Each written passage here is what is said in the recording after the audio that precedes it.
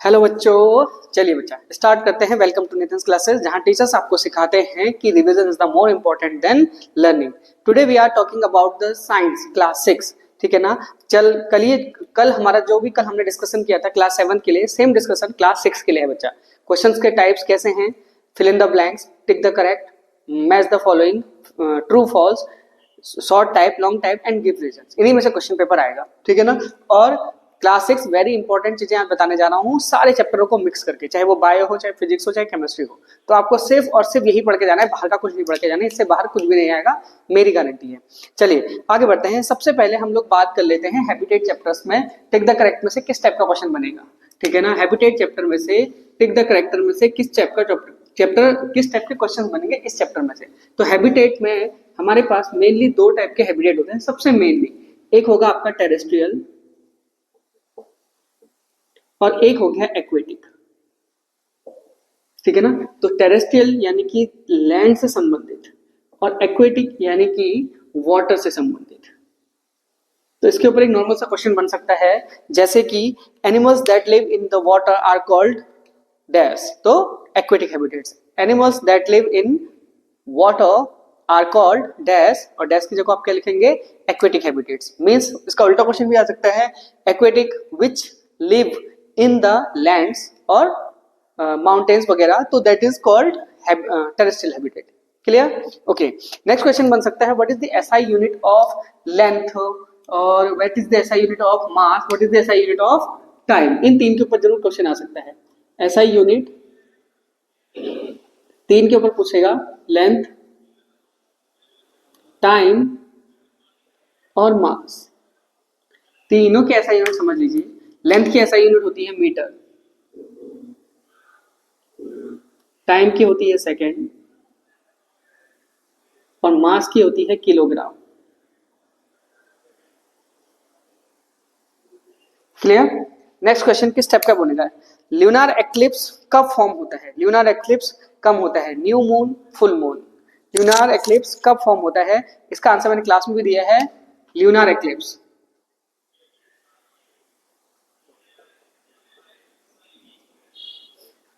और solar eclipse.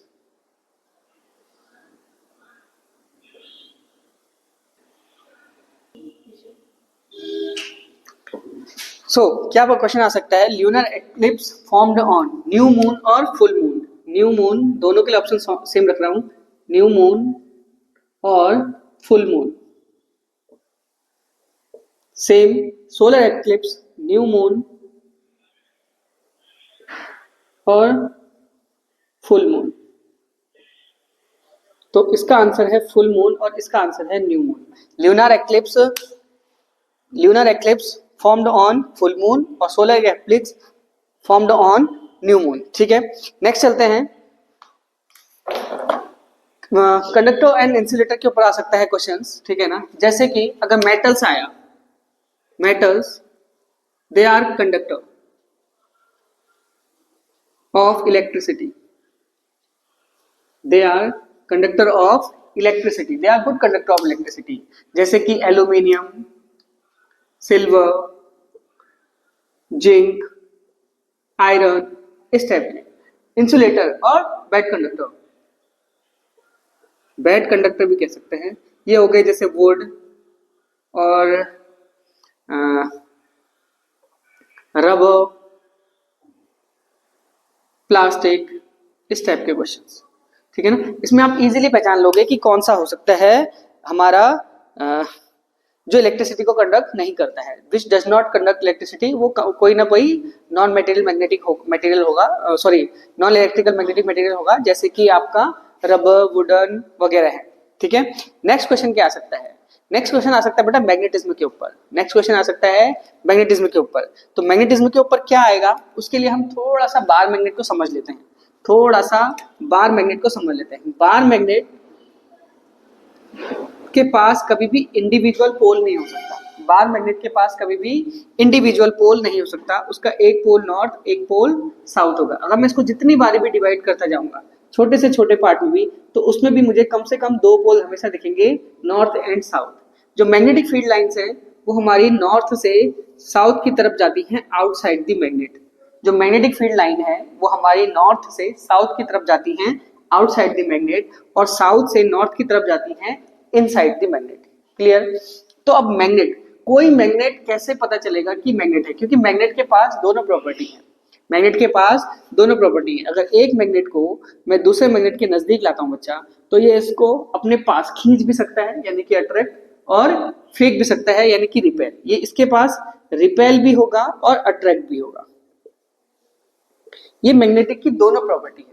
But surest test of magnetic materials या surest test of bar magnet किसको कहेंगे? Surest यानी कि जिस टेस्ट से पक्का हो जाए कि ये पक्का हमारा चुंबक है, ये हमारा पक्का मैग्नेट है, वो श्योरेस्ट टेस्ट क्या होगा? वो श्योरेस्ट टेस्ट है बेटा रिपेल या रिपल्सन। श्योरेस्ट टेस्ट कौन सा है? श्योरेस्ट टेस्ट है हमारा रिपल्सन। ठीक है ना? कौन सा है surest test? Surest test of magnetic material, magnetic bar magnets या विच इज मैग्नेट और नॉट मैग्नेट, उसको पता करने का श्योरेस्ट टेस्ट है रिपल्सन। रिपल्सन कर रहा है तो पक्का मैग्नेट है, सिर्फ अट्रैक्ट कर रहा है तो हो सकता है मैग्नेटिक मटेरियल आयरन, निकल, कोबाल्ट हो सकता है। ठीक है ना? इनमें से आपके क्वेश्चंस बनेंगे टिक द करेक्ट। ठीक है, चलिए बच्चों आगे बढ़ते हैं। नेक्स्ट हमारे क्वेश्चंस आ सकते हैं किसके ऊपर? फिल इन द ब्लैंक्स के ऊपर। नॉर्मल क्वेश्चंस भी आ सकते हैं बेटा। कैसे क्वेश्चन आ सकते हैं? Normal question. अब सर ये नॉर्मल क्वेश्चन क्या हो सकते हैं? जैसे कि human being has dash bones. सबको पता है 206, सबको पता है 206 हड्डियां इंसान के पास होती हैं। द लेयर अराउंड द सन के आसपास, sorry around the earth, the layer around the earth is called, आपको पता है बच्चा इसको क्या कहेंगे हम लोग? एटमॉस्फेयर। इसको क्या कहेंगे? एटमॉस्फेयर। और क्या क्वेश्चन हो सकता है? और क्या हो सकता है? द मैग्नेटिक मटेरियल्स या the materials which attract toward the magnet, the materials which attract towards the magnet। ऐसे मैग्नेट जिनको हम, ऐसे मटेरियल जो मैग्नेट द्वारा अट्रैक्ट होते हैं उनको क्या कहते हैं? उनको कहते हैं मैग्नेटिक मटेरियल्स। Magnetic materials. ठीक है, फटाफट से करवा रहा हूँ, फटाफट से करवा रहा हूँ। क्वेश्चन आंसर कंप्लीट और चैप्टर ओवर, कंप्लीशन ओवर। ठीक है ना? इसीलिए किताब के बीच से चुन के आपके लिए क्वेश्चंस लेके आया हूं बच्चा। ठीक है ना? इनमें से हो सकता है कुछ फंसे, कुछ ना फंसे, लेकिन आपको याद सब करके जाना है। ठीक है ना? सोना नहीं है। ठीक है ना? Concentrate on study. ओके, आगे बढ़ते हैं। कभी कभी आ सकता है कि ऑक्सीजन के क्या यूजेस हैं? ऑक्सीजन लाइफ में किन चीजों के ऊपर काम आती है? ठीक है ना? ऑक्सीजन मेनली किन चीजों के ऊपर काम आती है बेटा? ऑक्सीजन सबसे पहला इसका जो यूज है वो हमारा है फर्स्ट रेस्पिरेशन। चाहे हम हो चाहे प्लांट्स हो, रेस्पिरेशन के लिए ऑक्सीजन बहुत जरूरी है, तो ये इसका यूज है। ठीक है ना? Second, combustion. सर कंबस्चन क्या होता है? कंबस्चन का मतलब होता है बेटा जलना। तो विदाउट ऑक्सीजन, हम लोगों ने प्रैक्टिकल भी करा है, क्लास में भी पढ़ा है कि oxygen is needed for the heating. Heat के लिए जलना जरूरी है। कंबस्चन होगा तो ये चलेगा, कंबस्चन होगा तो ये चलेगा। ठीक है ना? ठीक है। फोटोसिंथेसिस भी इसका यूज हो सकता है। फोटोसिंथेसिस। तीसरा इसका क्या है?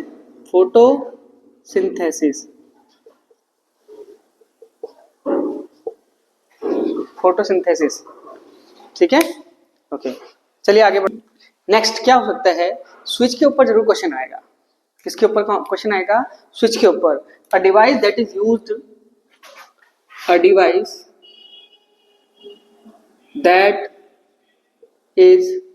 used to complete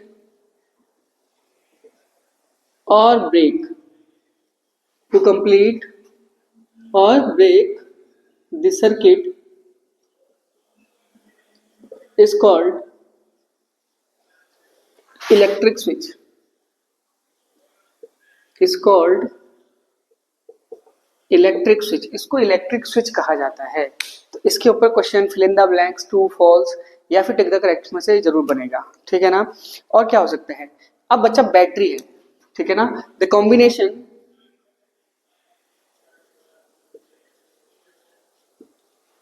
of two or more cells, the combination of two or more cells are called battery. इसको क्या कहते हैं, बैटरी। अब बैटरी का मेन यूज क्या है, बैटरी कैसे काम करती है, बैटरी क्या चीज है, ठीक है ना। बैटरी से पहले हम सेल को समझते हैं बेटा, क्योंकि दो और दो से ज्यादा कॉम्बिनेशन सेल के ही बैटरी बनता है। तो ये मेरा एक सेल है मान लिया, ठीक। इसके अंदर आपको पता है कि एक इलेक्ट्रोड होता है,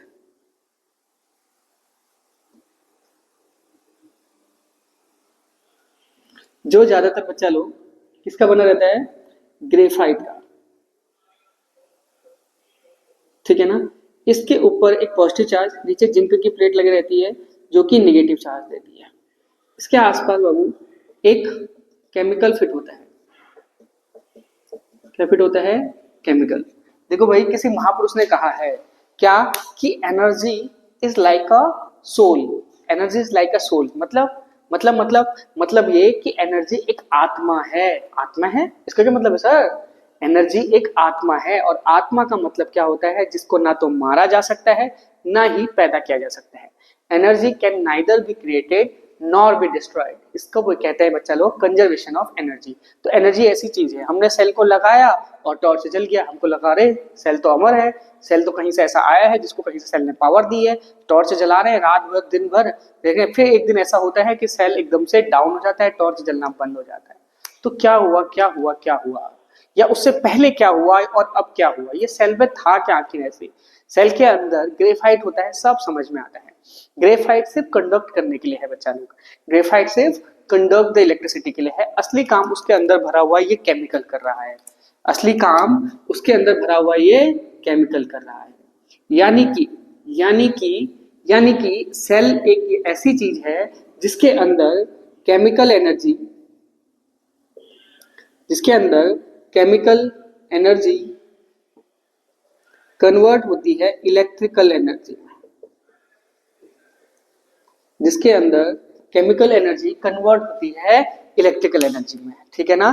ये बहुत बड़ा यूज है, केमिकल एनर्जी कन्वर्ट होती है इलेक्ट्रिकल एनर्जी में, ठीक है ना। तो क्वेश्चन आ सकता है, electric cell produces electricity from the dash stored in it, इसके अंदर ऐसा क्या भरा हुआ है जिसकी वजह से ये प्रोड्यूस कर पा रहा है इलेक्ट्रिकल एनर्जी। तो आंसर होगा केमिकल, आंसर होगा केमिकल, ठीक है। ओके, आगे बढ़ते हैं। distance traveled distance traveled by per unit length time, distance traveled by per unit time is called, पूरी दुनिया को पता है इसी को स्पीड कहा जाता है, क्योंकि स्पीड का ही फॉर्मूला बन रहा है distance upon time, distance upon time, speed का फॉर्मूला बन रहा है distance upon time, distance upon time, ठीक है ना।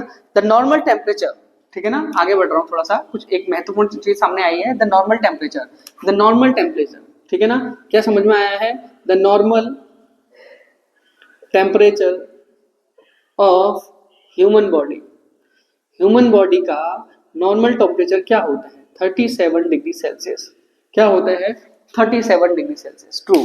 इंसान का बच्चा जो नॉर्मल टेम्परेचर होगा वो कितना होगा, 37 डिग्री सेल्सियस। इसी को हम लोग बोलते हैं कि रूम टेम्परेचर नॉर्मली कितना होगा, वो भी लगभग लगभग इतना ही रहता है रूम टेम्परेचर में।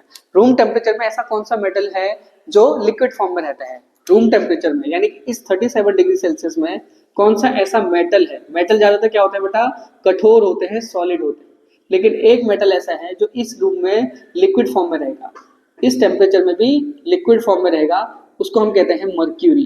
क्या कहेंगे, मर्क्यूरी, क्या कहेंगे, मर्क्यूरी या फिर मरकरी, ठीक है ना, मर्क्यूरी या फिर मरकरी, ठीक है। आगे बढ़ते हैं। आगे थोड़ा सा लाइट चैप्टर को समझते हैं, ठीक है ना। आगे थोड़ा सा ल्यूनार एक्लिप्स और सोलर एक्लिप्स दोनों का डायग्राम जरूर देख लीजिएगा। ल्यूनार एक्लिप्स और सोलर एक्लिप्स दोनों का डायग्राम जरूर देख लीजिएगा। एक फुल मून के ऊपर होता है और एक न्यू मून के ऊपर होता है, ठीक है। आगे बढ़ते हैं। इसमें जो सबसे महत्वपूर्ण चीज है लाइट के बारे में वो है light is travel in the straight line form या फिर रेक्टिलिनियर मोशन। लाइट जो मोशन करता है बच्चा वो रेक्टिलिनियर मोशन करता है। रेक्टिलिनियर मोशन मतलब सीधा स्ट्रेट लाइन मोशन करता है लाइट, ठीक है ना। अब लाइट को कुछ ऑब्जेक्ट या तो रोकना चाहते हैं या फिर आगे भेजना चाहते हैं। कुछ ऑब्जेक्ट या तो लाइट को रोकना चाहते हैं या फिर आगे भेजना चाहते हैं। लाइट को कुछ ऑब्जेक्ट्स टाइप ऑफ मटेरियल कह सकते हैं। तो इसमें से पहला है ट्रांसपेरेंट। पहला है transparent which allow the light to pass fully, ठीक है ना। Which allow the light to pass through them, ठीक है ना। कह सकते हैं transparent are the material which allow light to pass them to pass through them.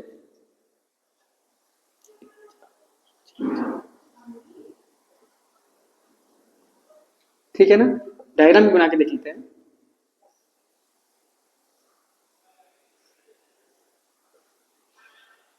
ठीक है, मान लिया यहां से लाइट आई, इसने अपने अंदर से पूरी तरीके से इसको पास होने दिया। तो ऐसे मटेरियल्स को मैं क्या कहूंगा बच्चा लोग, ट्रांसपेरेंट। ऐसे मटेरियल को मैं क्या कहूंगा, ट्रांसपेरेंट। ऐसी चीजें ज्यादातर ग्लास होती हैं हॉस्पिटल्स में या फिर जिसने कांच के कुछ खिड़कियां वगैरह लगाई हैं, वो लोग इसका ज्यादा यूज करते हैं क्योंकि वो चाहते हैं कि लाइट अच्छे से अंदर और बाहर ट्रेवल हो सके, बाहर की चीजें अंदर दिखे, अंदर की चीजें बाहर जाके दिख सकें, ठीक है ना। इसीलिए विंडोज कांच ऐसी चीजें बनाई जाती है शोरूम में, इसीलिए बनाया जाता है ताकि अंदर का जो अंदर जो उन्होंने सामान रखा है बेचने के लिए वो एग्जिबिट हो सके, लोगों को प्रभावित कर सके, शीशों के बाहर से ही देख सके वो लोग उसको, ठीक है। आगे बढ़ते हैं। अगला है हमारा ट्रांसल्यूसेंट। अगला है ट्रांसल्यूसेंट, ठीक है। ओके, सेकंड नंबर में है ट्रांसल्यूसेंट। ये भी एक टाइप के ग्लासेस हैं, एक टाइप के मटेरियल्स हैं जो लाइट के ऊपर अगर हम इसको तोड़े हैं तो which allow light which allow light to pass through them partially, which allow light to pass through them partially। वो अपने अंदर से partially जाने देते हैं। बेस्ट एग्जाम्पल इसका बच्चा लोग, आप लोग छोटे हो पर फिर भी मॉल वॉल तो सब बच्चे जाते ही हैं। वो जो बॉयज वॉशरूम में जो लगे रहते हैं ऐसे 1 2 3 हर कबर्ड के पीछे एक बगल में लगे रहता है, तो वो ट्रांसलूसेंट थोड़ा होता है, थोड़ा बहुत दिखता है, थोड़ा बहुत जिग कर रहा रहता है उस कांच को, तो वो दिखता नहीं है, ठीक है। तो सॉरी फॉर दैट, बट वो भी एक एग्जाम्पल है ट्रांसलूसेंट का, ठीक है ना। तो ये एग्जाम्पल्स क्या हो सकते हैं, या फिर आप कह सकते हो ऑयली पिच पेपर। क्या कह सकते हो, ऑयली पिच पेपर। बच्चे क्या करते हैं चीटिंग करने के लिए पूरा तेल में भिगा देते हैं इस कागज को। अब इस कागज को भिगा देते हैं तो ये एक तरह का ट्रांसलूसेंट बन जाता है, पीछे की चीजें हल्की हल्की से बाहर दिखते हैं। उस फिगर के ऊपर हनुमान शिव जी जो भी उनको बनाना है उसके ऊपर रखेंगे और उस लाइन को ओवरलाइन कर देंगे और उसके बाद कलर वलर करके दूसरी लाइन में जाके वो कर देंगे और उनका फिगर कंप्लीट हो जाता है, ठीक है। तो इसका मतलब क्या है कि ये पार्शियली लाइट को आगे बढ़ने देता है, पार्शियली बढ़ने देता है। अब इन दोनों में एक चीज कॉमन क्या है, एक चीज कॉमन क्या है, वो ये है इन दोनों में एक चीज कॉमन कि अगर मैं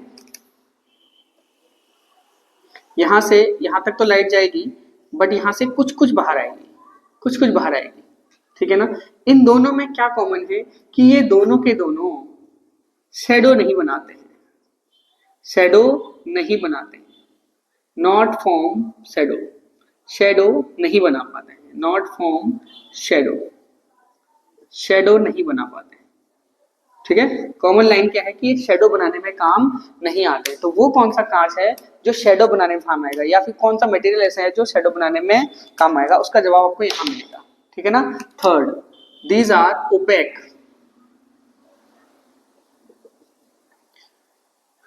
which the material which do not allow light through them, जो अपने अंदर से लाइट को बिल्कुल भी पास ना होने दें, ठीक है ना। और यही चीज क्या बनाती है, इनकी शेडो बनाती है। ये शेडो बनाने में काम आते हैं बच्चा, ये क्या करते हैं, शेडो बनाने में काम आते हैं। तो the object which cast shadow are called, the object which cast shadow are called opaque object, are called opaque object, ठीक है। ओके, आगे बढ़ते हैं। बारे में हमने बात करी थी बाबू, बार मैग्नेट के बारे में हमने बात करी थी, ठीक है ना। बार मैग्नेट का नॉर्थ पोल और साउथ पोल, अगर कोई कहे कि सिंगल पोल एग्जिस्ट करता है, चाहे वो सिलेंड्रिकल बोले, चाहे वो हॉर्स शू बोले, चाहे वो बार मैग्नेट बोले, तो ऑप्शन होगा फॉल्स। कोई भी मैग्नेट ऐसा नहीं है जो आइसोलेट हो। आइसोलेट मतलब कि इसमें अकेला कोई मैग्नेटिक पोल लाई कर रहा हो, हमेशा हर किसी में दो दो होंगे, चाहे वो इस शेप का हो, चाहे वो हॉर्स शू शेप का हो, चाहे वो कैसा भी हो, सब में क्या होगा, नॉर्थ साउथ पोल जरूर बनेंगे। जैसे जैसे हम उनको तोड़ते जाएंगे अपने आप नॉर्थ साउथ साउथ पोल हो जाएंगे। अब क्वेश्चन आता है कि अगर मैं आयरन नेल्स को फेंकूं, आयरन नेल की फिलिंग को इसके आसपास फेंक दूं, तो सबसे ज्यादा कहाँ चिपकेंगे, ठीक है ना। ऑप्शन आ सकता है कि सेंटर पे ज्यादा चिपकेंगे, तो वो बात फॉल्स होगी। अगर किसी ने कह दिया कि सेंटर पे हमको सबसे ज्यादा फीलिंग्स मिलेंगी, तो वो बात क्या होगी, फॉल्स होगी। वो बात क्या होगी बच्चे लोग, फॉल्स होगी। तो सबसे ज्यादा कहाँ होगी, क्योंकि भैया नॉर्थ पोल यहाँ पर है, साउथ पोल यहाँ पर है, तो इसी पोल के आसपास इसकी स्ट्रेंथ सबसे ज्यादा होती है। तो आयरन फीलिंग नेल्स यहाँ सबसे ज्यादा मिलेंगे आपको, कॉर्नर्स पे पोल के आसपास सबसे ज्यादा मिलेंगे, क्योंकि यहाँ पर magnetic force of strength, force of magnetic strength सबसे ज्यादा मिलती है कहाँ पर, जहां पर आपका पोल रियली एग्जिस्ट करता है। जिससे जितनी दूरी पर मैं चला जाता रहूंगा तो वो कम होता जाएगा। तो सेंटर कहाँ हो गया, उनके ऊपर, तो वो ऊपर नीचे बीच में वहां कम मिलेगा, सिर्फ उस कॉर्नर पे ज्यादा मिलेगा, ठीक है। समझ में आ गया होगा, आगे बढ़ते हैं, ठीक है। और क्या आ सकता है, और क्या आ सकता है, और क्या आ सकता है। एक चीज बहुत इंपॉर्टेंट है हैबिटेट चैप्टर से, ठीक है ना। हैबिटेट चैप्टर से एक चीज बहुत इंपॉर्टेंट है, बात कर लेते हैं। दो टाइप के हैबिटेट और होते हैं, बायोटिक और अबायोटिक। अब सर बायोटिक और अबायोटिक क्लास में तो पढ़ा है सर, पर याद नहीं रहता सर, पर याद नहीं रहता सर, ठीक है ना। आदित्य शर्मा को तो बिल्कुल ही याद नहीं रहता सर, तो क्या करें। तो भैया बायोटिक और अबायोटिक को थोड़ा सा हिंदी में समझ लेते हैं, कभी कभी हिंदी वाली चीज ज्यादा याद रह जाती है इंग्लिश वाली से। तो बायोटिक का मतलब जो कि जिंदा, या कह सकते हैं जो सांस लेती हो, ठीक है ना। अबायोटिक जो जिंदा ना हो, जो जिंदा ना हो, या जो सजीव ना हो, निर्जीव हो, ऐसे भी याद रख सकते हैं। सजीव ना हो, निर्जीव हो, और ये जो सजीव हो। सर एग्जाम्पल एग्जाम्पल एग्जाम्पल, भैया बायोटिक में तुम सांस ले रहे हो, तुम सांस ले रहे हो, तुम खाना खा रहे हो, तुम ग्रोथ कर रहे हो, यस सर कर रहे हैं, तो आप सजीव हो, तो आप सजीव हो, तो आप बायोटिक हो, आप क्या हो, बायोटिक। तो सबसे बड़ा एग्जाम्पल तो ह्यूमन हो गया, एनिमल्स हो गए,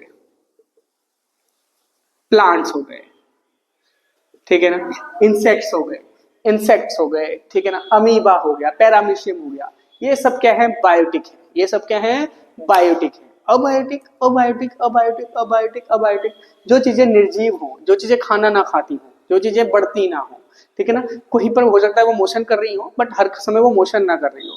जैसे कि फॉर एग्जाम्पल इसके लिए सैंड हो गया, रेत, रॉक हो सकता है, चट्टाने, ठीक है ना। और क्या हो सकता है सर, और क्या हो सकते हैं, पहाड़ और चट्टान में अंतर है। अच्छा पहाड़, पहाड़ मतलब प्लांट्स, सॉरी प्लांट्स और चट्टान में अंतर, ये मत कहना कि सर दोनों चीजें सेम है। रॉक मतलब पूरा पहाड़, प्लांट्स मतलब सिर्फ एक पेड़, हो सकता है पूरे चट्टान में एक पेड़ हो सकता है पूरे चट्टान में एक भी ना हो सकता है पूरे चट्टान में हजारों पेड़। तो हजारों एक अबायोटिक के ऊपर हजारों बायोटिक चीजें हो सकती हैं, क्लियर, ओके। और वाटर हो सकता है, ठीक है ना, लाइट हो सकती है, ठीक है ना। सर लाइट भी अबायोटिक है, हाँ भैया अबायोटिक है, लाइट ट्रेवल कर रही है वो बात सच है, लेकिन वो सांस नहीं ले रही है, वो खाना नहीं बना रही, उसकी वजह से खाना बन रहा है फोटोसिंथेसिस में, लेकिन वो नहीं बना रही, वो खुद खाना नहीं खा रही, तो वो अबायोटिक है, ठीक है ना। समझ में आ गया। बायोटिक सब्सटेंसेस आर दो substances which can live in the habitat, which can live, which can live, which can live, जो जिंदा है, जो रह रहे हैं, वो क्या है, बायोटिक हैबिटेट्स हैं, वो क्या है, बायोटिक हैबिटेट्स हैं। वेरी गुड वेरी गुड, आगे बढ़ते हैं आगे बढ़ते हैं। हेलो बच्चों, अब आगे बढ़ रहे हैं, थोड़ा सा लॉन्ग आंसर शॉर्ट आंसर की तरफ चलते हैं, ठीक है ना। अब मोशन क्या होता है, motion, what is motion, when an object, when an object, क्या बोलेंगे कि जब कोई वस्तु चेंज बदलता है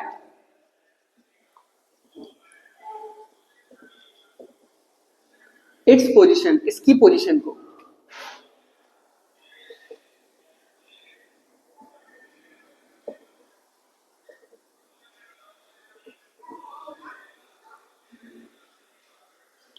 with respect to a fixed point, किसी फिक्स पॉइंट के साथ, when an object change its position with respect to a fixed point or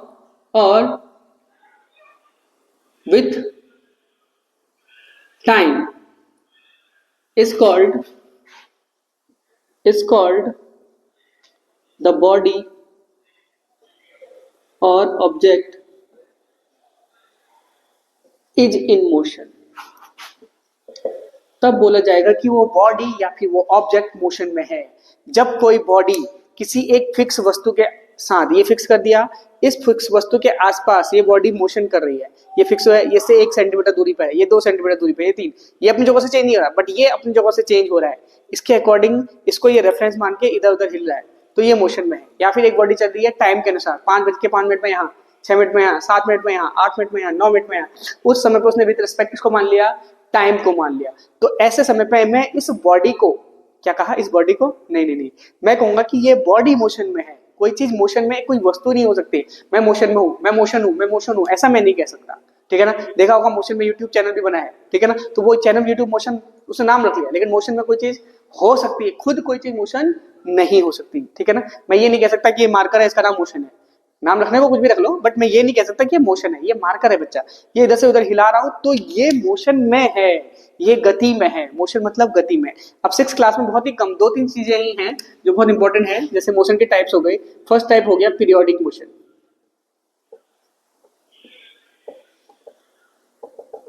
ठीक है ना। When the motion of an object repeat itself after a fixed interval of time। जब कोई motion fix interval time के बाद दोबारा होने लगे तो उसको हम पीरियोडिक कहेंगे। एग्जाम्पल सीसॉ, ठीक है ना। सीसॉ मतलब जैसे कोई बच्चा है, सीसॉ मतलब कोई बच्चा है, ठीक है ना। ये बच्चा, एक बच्चा इधर बैठा दिया, एक बच्चा इधर बैठा दिया, ठीक है ना। ये लोग मोशन में है, ये लोग मोशन में है, तो ये किसका एग्जांपल हो गया, पीरियोडिक मोशन का। और बता दीजिए, और बता दीजिए, और बता दूं पेंडुलम, ठीक है ना। पेंडुलम यहाँ से यहाँ आएगा, फिर यहाँ से यहाँ आएगा, फिर यहाँ आएगा, फिर यहाँ आएगा, ये मोशन में है, ठीक है ना। ये भी क्या है, मोशन में आएगा, ठीक है ना। जनरल चीजों में उदाहरण बात करें, जैसे हमारा स्कूल है, हम 7:30 बजे गए, आए स्कूल, फिर घर गए, फिर सुबह 7:30 बजे फिर हमको स्कूल पहुंचना ही पहुंचना है। ये नहीं कि कोई 8 बजे आ रहा है, कोई 10 बजे आ रहा है, कोई 11 बजे आ रहा है, ऐसा नहीं। एक फिक्स इंटरवल टाइम के बाद वो रिपीट होना चाहिए, एक फिक्स इंटरवल टाइम के बाद वो रिपीट होना चाहिए। तो सी सॉ और simple pendulum, the motion of simple pendulum is called in periodic motion. Second कौन सा हो सकता है, सेकंड सर ज्यादा मत बताइए सर, इसमें ज्यादा नहीं आ सकता है, circular motion.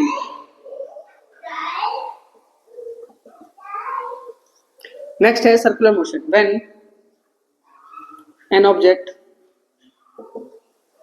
motion around a fixed point in circular shape is called circular motion, example बता दो सर। भैया ये सन है, इसके अराउंड अर्थ है, तो अर्थ का मोशन कैसा होता है, इसमें सर्कुलर होता है। उसने फिक्स मान लिया सन को और उसके अराउंड मोशन करने में लगा है, रेक्टिलिनियर मोशन। अगला कौन सा हो सकता है, rectilinear motion. When an object travels in a straight line path is called rectilinear motion, जैसे द पाथ ऑफ लाइट, ठीक है। आगे बढ़ते हैं।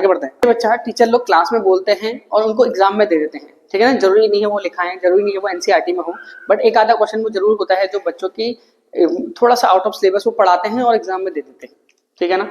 जैसे कि एसआई यूनिट हमने समझ लिया, एसआई यूनिट होती है वैसे 7, ठीक है ना। एसआई यूनिट कितनी होती है बच्चा लोग, 7 एसआई यूनिट्स हैं हमारे पास, ठीक है ना, कितनी यूनिट हैं, 7 एसआई यूनिट्स हैं। सबके बारे में बात अभी नहीं करेंगे। और एसआई यूनिट की जो फुल फॉर्म है वो है सिस्टम ऑफ इंटरनेशनल। क्या है इसका SI unit, system of international, system of international, ठीक है ना, सिस्टम ऑफ इंटरनेशनल, ठीक है ना, सिस्टम ऑफ इंटरनेशनल। लेकिन लेकिन लेकिन अब इंडिया में इसको कौन बैलेंस करता है, इंडिया में इसको कौन मेंटेन करता है, तो इंडिया में एसआई यूनिट्स को कौन मेंटेन करता है, कौन मेंटेन करता है,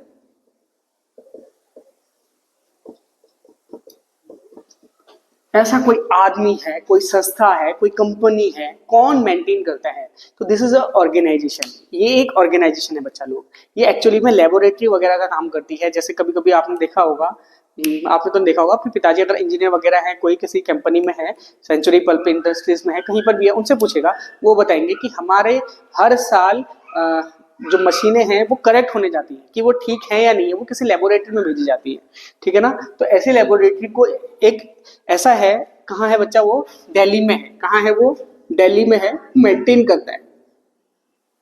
कहाँ है, दिल्ली में है, वो इसको मेंटेन करता है। नाम है CSIR, नाम है CSIR dash, national physical laboratory of India, national physical laboratory of India, national physical laboratory of India. Guarantee के साथ ये आपका क्वेश्चन आएगा 1 नंबर में, ना आए तो नाम बता देना, गारंटी के साथ। इसको पढ़ लीजिए, CSIR क्या लिखना है, who maintain the SI units in India, CSIR national physical laboratory of India, national physical laboratory of India, भूलेंगे नहीं, CSIR, ठीक है, CSIR national physical laboratory of India which maintain the SI units in India, जो कि आपकी राजधानी, देश की राजधानी न्यू दिल्ली में अवेलेबल है, न्यू दिल्ली में है, जहां से ये इस पे काम करता है। ठीक है, आगे बढ़ते हैं।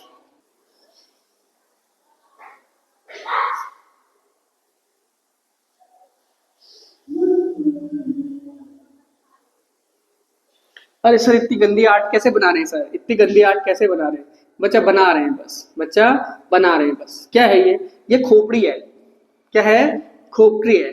तो इसका क्या मतलब है सर, क्वेश्चन आ सकता है भाई, ऐसा कौन सा केव है, ऐसा कौन सा बॉक्स है जो कि ह्यूमन ब्रेन को सेव रखता है, ह्यूमन ब्रेन को सेफ रखता है, ऐसा कौन सा बॉक्स है, तो आंसर है द क्रेनियम, आंसर है द क्रेनियम। ठीक है ना, क्या काम है इसका, ह्यूमन ब्रेन को प्रोटेक्ट करना। ठीक है, ये ऐसा पार्ट है द क्रेनियम जो कि ह्यूमन ब्रेन को प्रोटेक्ट करता है, सेव रखता है, बचता है। इसको आप लोग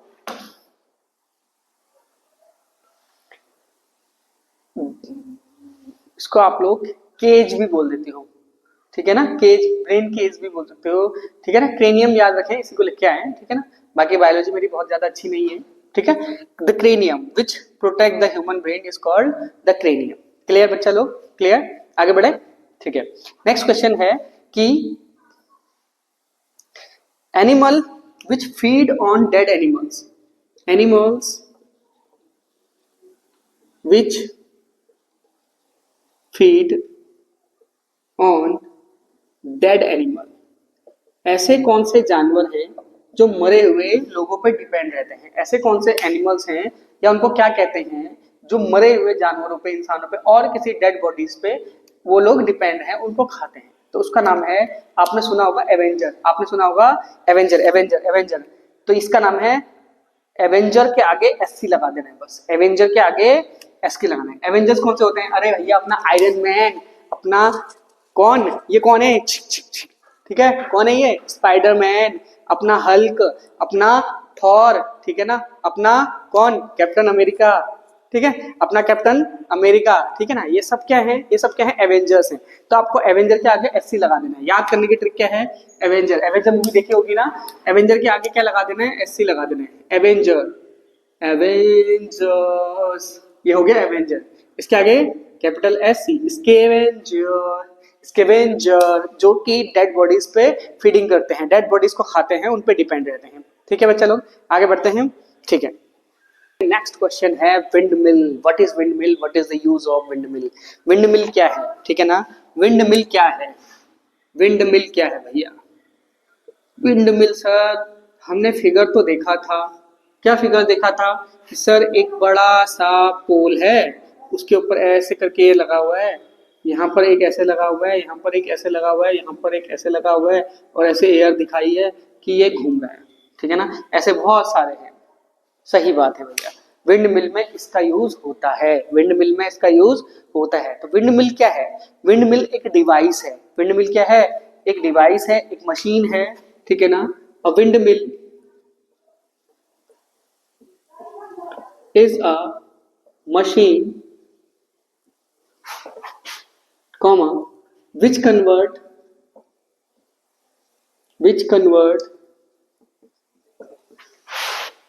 विंड एनर्जी, कौन सी एनर्जी, विंड एनर्जी। सर ये भी एनर्जी होती है, हाँ बच्चा, ये भी एनर्जी होती है, wind energy to mechanical energy.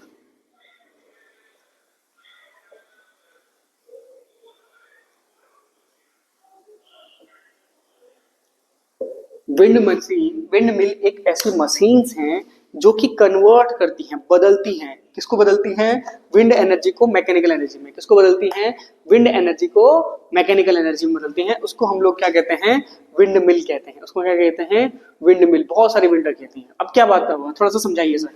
अब बच्चा यहाँ से हवा आई, फर फर फर करके हवा आई, उसने इसको कन्वर्ट कर दिया, इसको घुमाने लगा वो, तो कौन सी एनर्जी आई, हवा वाली एनर्जी आई, विंड एनर्जी आई। ये क्या है, घूम रहा है। घूमने में क्या है, ये कुछ पंखे हैं जो कि एक तरह की मशीन कह सकते हैं। तो ये मैकेनिकल पार्ट्स हैं, तो ये घूमते हैं। इसके थ्रू आपके पास नीचे कोई टरबाइन वगैरह लगी हो सकती है, जिससे आप बिजली वगैरह या जो भी कुछ और वगैरह काम करने हैं वो कर सकते हैं। ठीक है ना, समझ में आ गया। ठीक है, ये हमारी विंड एनर्जी की बात हो गई। विंड एनर्जी से मैकेनिकल एनर्जी में जो मशीन कन्वर्ट करे उसको हम विंड मिल कहते हैं। विंड एनर्जी, विंड मिल एक ऐसी मशीन है जिससे हम विंड एनर्जी को मैकेनिकल एनर्जी में कन्वर्ट कर सकते हैं। अब इसके आ सकते हैं यूजेस, ठीक है ना, एप्लीकेशंस। ठीक है, तो इसके एप्लीकेशन क्या हो सकते हैं बच्चा, ठीक है ना, यूजेस क्या हो सकते हैं। फर्स्ट तो वही है क्या कि to generate electricity, to generate electricity, ये बिजली पैदा कर सकते हैं, ये बिजली पैदा कर सकते हैं। और क्या हो सकता है, टू पंपिंग वाटर, ठीक है ना, पंपिंग वाटर। इसका यूज करके हम पानी को कुओं से, बड़े नहरों से, तालाबों से, नीचे से धरती के बाहर निकाल सकते हैं। तीसरा यूज हो सकता है ऑयल एक्सट्रैक्शन, ऑयल को एक्सट्रैक्ट करने के लिए, साफ करने के लिए एक्सट्रैक्शन, इसमें काम आता है। ऑयल की प्यूरिफिकेशन में, ऑयल के निर्माण में, उसको एक्सट्रैक्शन कहते हैं पूरी प्रोसेस को, उस प्रोसेस में ये काम आता है। कौन, विंड मिल, कौन, विंड मिल। समझ में आया, ठीक है। क्वेश्चन है, एक इंपॉर्टेंट क्वेश्चन है, बहुत ज्यादा इंपॉर्टेंट क्वेश्चन है। What is magnetism, what is magnetism, magnetism क्या है।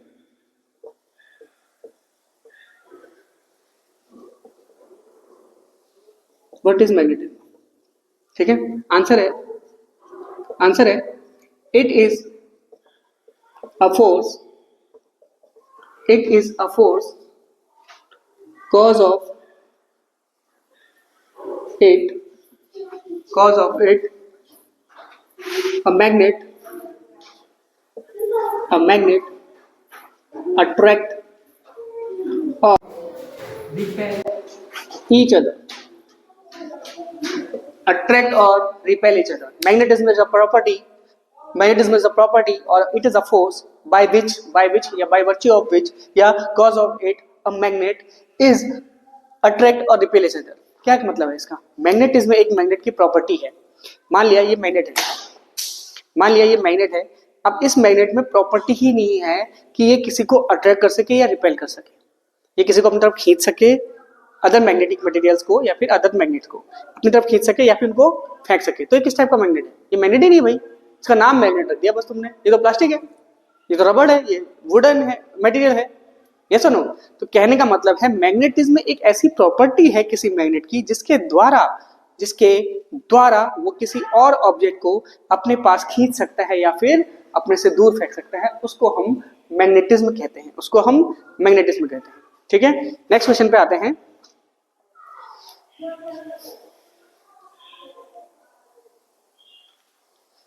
चलिए, एक क्वेश्चन है, screw drivers are provided with the wooden plastic handles. ठीक है ना, रीजंस देने हैं कि स्क्रू ड्राइवर को जो हैंडल है वो हमने प्लास्टिक का ही क्यों पकड़ाया। ठीक है ना, एक स्क्रू ड्राइवर है, उसमें जो ये है, ये प्लास्टिक का क्यों है? ठीक है ना, ये स्क्रू ड्राइवर है, ये प्लास्टिक का या वुडन मटेरियल का क्यों है, या फिर वुडन का क्यों है? क्योंकि भाई अगर ये लोहे का होगा, ये मेटल का होगा, आदमी इसको पकड़ेगा और स्विच को खोलेगा, बंद करेगा, तो उसको करंट नहीं लगेगा, करंट लगेगा ना। तो रीजन क्या हो सकता है? Because plastic and wooden materials are bad conductor of electricity,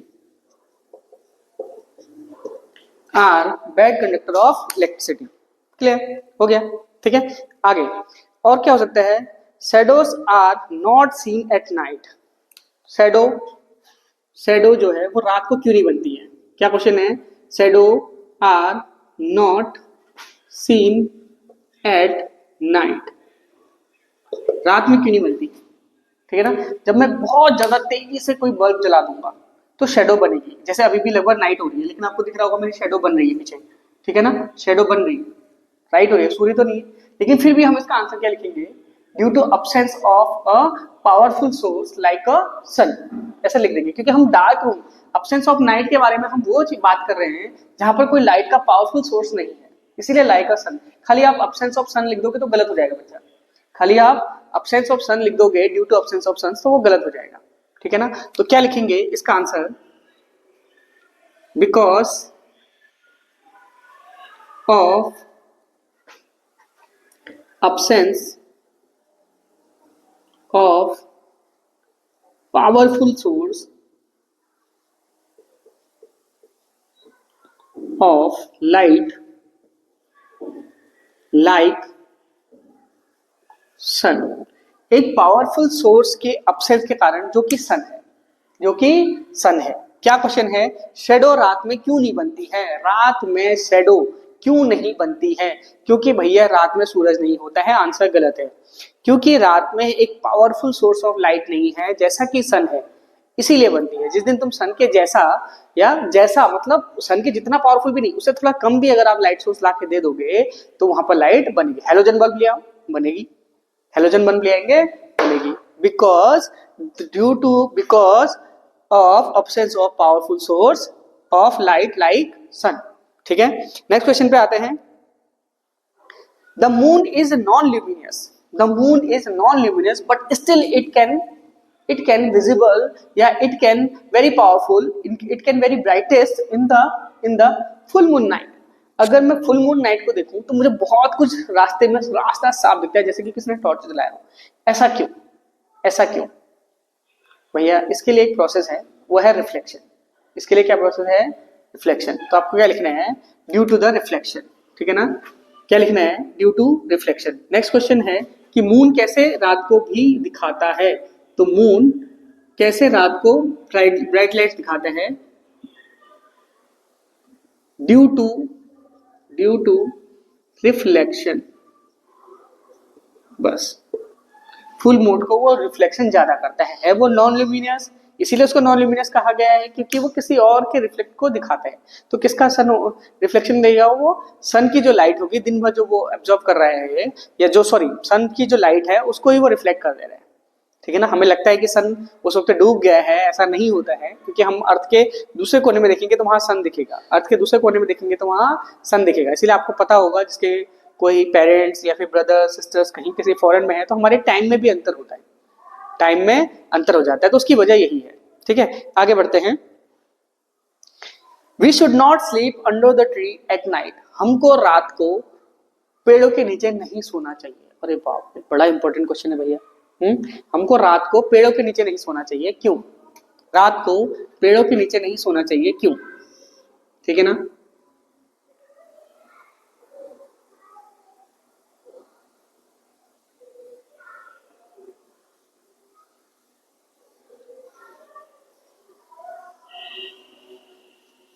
ये हमारा पेड़ हो गया, ट्री। दिन भर तो हमें ये पसंद है भैया, लेकिन एट नाइट, रात में ऐसा क्या हो जाता है कि अगर मैं इसके नीचे चारपाई लगा के सोऊं, ठीक है ना, तो मेरे लिए ये हार्मफुल है। अगर मैं इसके नीचे चारपाई लगा के सोऊं तो मेरे लिए ये हार्मफुल है। ऐसा क्यों हो रहा है? ऐसा क्यों हो रहा है? Because at night,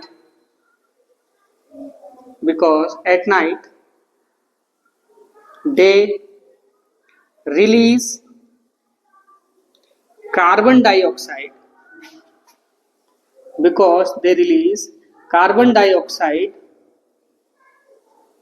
due to during respiration। बस एक आंसर, गिव रीजन कंप्लीट। एक आंसर, एक लाइन, गिव रीजन कंप्लीट।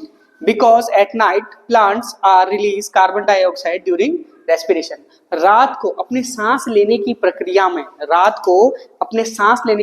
में, वो हमारे ही जैसा सिंपली करते हैं, जैसे हम कर रहे हैं वैसे ही वो भी करते हैं सिंपली। हम क्या कर रहे हैं? हम ऑक्सीजन ले रहे हैं, कार्बन डाइऑक्साइड छोड़ रहे हैं। रात में वो भी ऐसे करते हैं। हाँ सर, तो हम पहली बार सुन रहे हैं, हमने तो हमेशा सुना है कि कार्बन डाइऑक्साइड वो लोग लेते हैं और ऑक्सीजन छोड़ते हैं। नहीं बच्चा, वो लोग भी हमारी तरह ही सजीव हैं, हमारी ही तरह वो भी सांस लेने की प्रक्रिया में असलियत में क्या करते हैं? कार्बन डाइऑक्साइड छोड़ते हैं और ऑक्सीजन को लेते हैं। बट ड्यूरिंग द फोटोसिंथेसिस, क्योंकि देखो भाई, हमारे पास, आप इमेजिन करो कि आपके पास लिमिटेड गैस है। आपको पता है कि 1 घंटे में गैस खत्म हो जाएगी। मान लिया आपको पता है कि 1 घंटे में गैस खत्म हो जाएगी। अब आपने गैस जलाई, मेहमान आने वाले हैं, फोन आ गया, भैया हम लोग आ रहे हैं, भैया 10-15 लोग आ रहे हैं, तो बहुत सारा खाना बनाना है। ऐसा भी नहीं कि 1 घंटे बाद बना ले, आप इसी समय बना। आप बहुत थक गए हो, ट्रैवलिंग करके आई है, आपकी मम्मी, अरे आज मेरा मन बिल्कुल नहीं हो रहा, फोन आ गया, क्या करेंगे? मम्मी को मजबूरन, क्योंकि उनको पता है 1 घंटे बाद लाइट चले जाएगी, 1 घंटे बाद वो गैस चले जाएगी, तो इस वजह से वो जल्दी चाहे जितनी मेहनत लगे वो काम करेगी और वो खाना बनाएंगी। यही सीन किसका होता है बच्चा लोग? प्लांट्स का होता है। प्लांट्स को पता है कि शाम के 6 बजते ही सन ने क्या होना है? डूब जाना है। तो मेरे पास सुबह 6 बजे से शाम के 6 बजे तक का टाइम है, जिसको मुझे अगले दिन भी चलाना है। ऐसा भोजन बनाना है, पूरी रात भोजन बनाना है। आज जो खाए वो भी अगले दिन जब मैं भोजन बनाऊंगा उस वक्त भी मुझे उस भोजन को रखना है ना।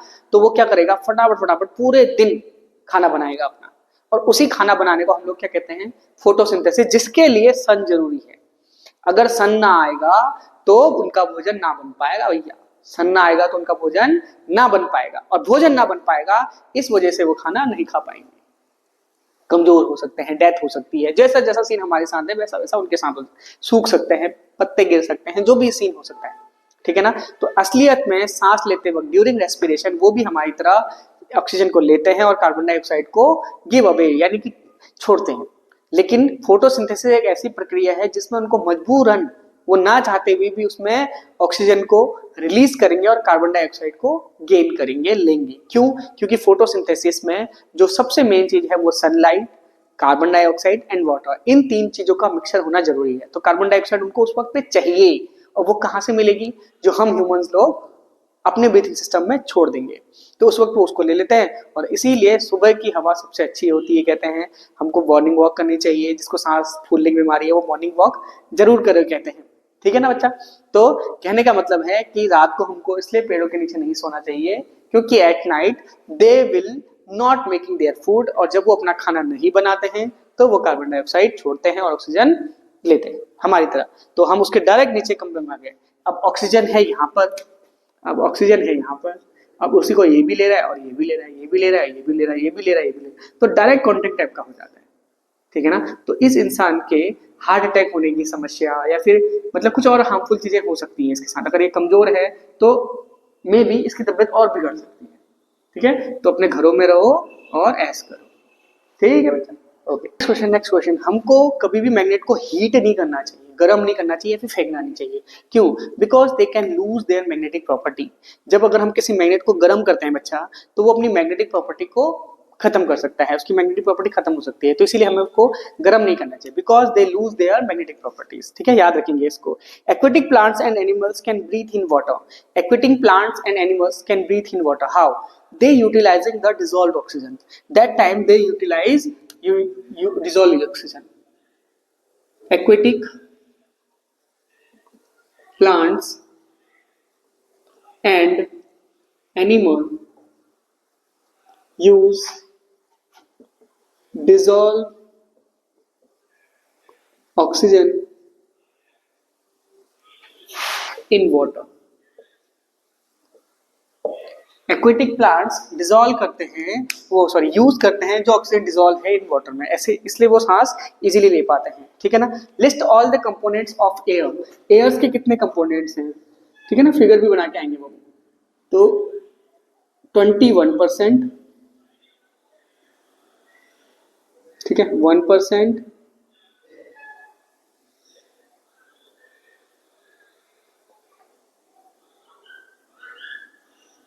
ठीक है, 78%, 21% में ऑक्सीजन, 1% में CO2 एंड अदर गैसेस, और यहां पर आ जाएगा नाइट्रोजन, ठीक है ना। ये है कंपोनेंट्स ऑफ एयर। एयर के तीन मेन कंपोनेंट्स हैं, कार्बन डाइऑक्साइड, ऑक्सीजन और नाइट्रोजन। कार्बन डाइऑक्साइड 1% है, 78% है, और ये 21% है बाबू, ठीक है। आगे बढ़ते हैं।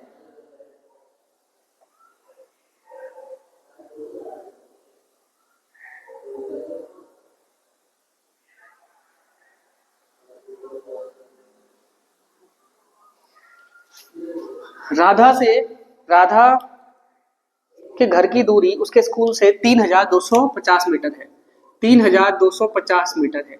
इसको किलोमीटर में बदलिए, कितना इजी है, कितना इजी है, 1000 से डिवाइड कर देना है, तीन संख्या गिन लेनी है, 1 2 3, तो तीन संख्या से पहले दशमलव लगा देना है, किलोमीटर आंसर, ठीक है ना।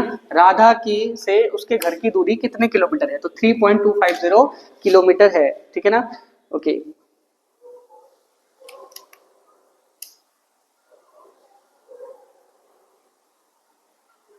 एक क्वेश्चन है, Aman can run distance 100 meter in 20 second. एक बच्चा अमन है, ठीक है ना, ये अमन 20 मीटर दौड़ सकता है, ये अमन 100 मीटर दौड़ सकता है इन 20 सेकेंड्स, ठीक है ना। सबसे पहले इसकी स्पीड निकालेंगे, speed is equal to 100 upon 20, 100 upon 20, तो 25 जा 100, तो 5 मीटर पर सेकेंड इसकी स्पीड हो गई। अब वो कह रहा है कि इसी को कन्वर्ट करो किलोमीटर पर आवर में, वो इसी को कह रहा है कि कन्वर्ट करो किलोमीटर पर आवर में, किलोमीटर पर आवर में इसको find the speed in metre per second. अच्छा, मीटर पर सेकंड में स्पीड चेक करो, हो गया, ठीक है ना। अमन स्पीड का फॉर्मूला क्या हो गया, distance upon time, 100 upon 20, 5 metre per second answer, 5 metre per second answer, ठीक है। इंपॉर्टेंट क्वेश्चन आपके बोर्ड के ऊपर आ चुका है। सीता एंड गीता दो सिस्टर्स हैं, सीता एंड गीता दो फ्रेंड्स हैं, सीता एंड गीता दो फ्रेंड्स हैं। सीता का घर उसके स्कूल से 60 किलोमीटर दूर है, जिसको तय करने में उसको 2 घंटे लगते हैं, दोनों कार से ट्रेवल कर रहे हैं मान लिया, और गीता 180 किलोमीटर जा रही है, 6 घंटे उसको लग जाते हैं। तो इन दोनों में से किसकी स्पीड ज्यादा है, इन दोनों में से किसकी स्पीड ज्यादा है? सर कंपेयर कर लेंगे स्पीड का फॉर्मूला लगा के, सिंपल है, ठीक है। देखते हैं, speed is equal to distance upon time. तो स्पीड फॉर सीता, तो Sita's speed is equal to distance हो गई 60, टाइम हो गया 2, ये चला गया कितना 30, टाइम हो गया 2, तो ये चला गया 30, तो 30 किलोमीटर पर आवर ये सीता की स्पीड हो गई। गीताज स्पीड वो हो जाएगी डिस्टेंस अपॉन टाइम, तो फिर से 180/6, तो 6 तियां 18, 6 3 जा 18, 30 किलोमीटर पर आवर। तो किसकी स्पीड ज्यादा है भैया? तो किसकी स्पीड ज्यादा है? ठीक है ना, तो both have same speed, both have same speed, both have same speed, both have same speed. तो दोनों में से किसी की स्पीड ज्यादा नहीं है, दोनों सेम स्पीड से चल रहे हैं। ठीक है ना, दोनों सेम स्पीड से चल रहे हैं भैया। ठीक है ना, तो बहुत अच्छा आपका पेपर जाएगा, ऑल द बेस्ट। ठीक है ना, और बल्ब का डायग्राम बहुत इंपॉर्टेंट है, टॉर्च का डायग्राम इंपॉर्टेंट है, ल्यूनार एक्लिप्स का डायग्राम इंपॉर्टेंस है, सोलर एक्लिप्स का डायग्राम इंपॉर्टेंस है। ये डायग्राम जरूर देख के जाएंगे। 2 क्वेश्चंस और हैं, वो मैं थोड़ा सा हिंदी में समझा देता हूँ। जैसे कि वुलन क्यों चिपक जाता है? ठीक है ना, जो रुई है वो क्यों चिपक जाती है किसी भी पानी में, क्यों श्रिंक कर जाता है? तो उसका आंसर है क्योंकि जो उस रुई के अंदर हवा भरी रहती है बच्चा, जो उस रुई के अंदर हवा भरी रहती है वो निकल जाती है, इसीलिए वो पानी में श्रिंक हो जाती है, चिपक जाती है। ठीक है, कोई दिक्कत वाली बात नहीं है। और आप कैसे मतलब शो करेंगे कि एयर जो है, ऑक्सीजन जो है, दैट सपोर्ट द बर्निंग। तो आप क्या करेंगे, फिगर लेंगे, उस फिगर में आपको 2 गिलास 2 मोमबत्तियां लेनी है सेम साइज की, एक को पूरी तरीके से ढक देना है और एक में खुला छोड़ देना है। तो आपने देखा होगा जिसको आप गिलास से ढक दोगे, ठीक है ना, टम्बर्ड इन्वर्टेड ग्लास से जिसको आप ढक दोगे, पूरी तरीके से कवर कर दोगे, वो मोमबत्ती बुझ जाएगी। ऐसा क्यों होता है? क्योंकि उसके अंदर जो ऑक्सीजन होती है बच्चा, वो धीरे धीरे धीरे धीरे धीरे निकलती जाती है, अंदर नाइट्रोजन बच जाती है लेकिन ऑक्सीजन निकल जाती है। तो ऑक्सीजन निकल जाती है मतलब वो एक प्रकार की एयर है, प्राणवायु है, उस एयर को हम ऑक्सीजन कहते हैं, बात अलग है। तो यानी कि इस समय पे हमें ये समझ में आता है कि एयर जो है वो बर्निंग को सपोर्ट करता है, एयर जो है वो बर्निंग को सपोर्ट करता है। आज के लिए इतना ही, अगले साल फिर से आपसे मिलेंगे। अगले साल मतलब अब तो सेशन आ गया है, अगले सेशन में मिलते हैं। हमारी वीडियो में बने रहने के लिए धन्यवाद। मेरे सब्सक्राइबर ज्यादा से ज्यादा बढ़ा दो बच्चा, आप लोगों से ही सबसे ज्यादा उम्मीद है 6-7 के बच्चों से, क्योंकि बाकी वीडियोस बहुत ज्यादा मार्केट में घूम रही हैं, बहुत ज्यादा अवेलेबल हैं, बहुत ज्यादा कंटेंट्स हैं और मुझसे भी बहुत अच्छी अच्छी स्किल्स लोगों के पास है, बट मुझसे अच्छा कोई पढ़ा नहीं पाएगा, ये मेरी गारंटी है। ठीक है ना, आप लोग भी जानते हो कि जो मैं बोलता हूँ वो समझ में तो आता है, दिल में उतरता है। ठीक है ना, इसीलिए अगर देरी हो रही हो थोड़ा सा किसी चीज के लिए, उसके लिए माफी चाहता हूँ। कोशिश करिए कि 2x में 1.5x में कम से कम स्पीड देखिए, बिना पेंसिल के बिना पेन के मत बैठिए, उसको पढ़िए समझिए, क्योंकि एग्जीक्यूशन हो सकता है, मैंने यहाँ शॉर्ट में बताया, आप किस तरीके से उसको एग्जीक्यूट कर पा रहे हो उससे टीचर आपका इंप्रेस होगा। सवाल सबका सही हो सकता है लेकिन एग्जीक्यूट कौन अच्छा करेगा? एग्जीक्यूट मतलब किस तरीके से वो शो करता है उस कॉपी के अंदर, किस तरीके से शो करता है। जैसे बहुत सारे लोग पढ़ाते हैं, एग्जीक्यूशन किसका अच्छा है? नितिन सर का अच्छा है। अच्छा ठीक है, मजाक कर रहा हूँ, नितिन सर का अच्छा नहीं है मान लिया, लेकिन जिस भी टीचर का आपको अच्छा लगता है उसके पढ़ाने का तरीका, पढ़ा तो सब वही रहे, कोई मैम है, कोई सर है, कोई सेम कंटेंट वो पढ़ा रहे हैं, लेकिन किसके पढ़ाने में कोई कितना हंसी मजाक करता है, कितना डराता है, किस तरीके से बच्चों को अपनी क्लास में इन्वॉल्व करता है, अटेंशन रखता है, वो मस्ट है। ऐसे एग्जाम टाइम में आपको टीचर्स को इंप्रेस करना, उससे पहले टीचर्स आपको इंप्रेस करते हैं कि हम ऐसा पढ़ा रहे हैं बच्चा, और एग्जाम में लिखने के बाद आपको इंप्रेस करना है। तो प्लीज बच्चा लोग अच्छी राइटिंग में अच्छे तरीके से करेंगे। ठीक है, नमस्कार, थैंक यू।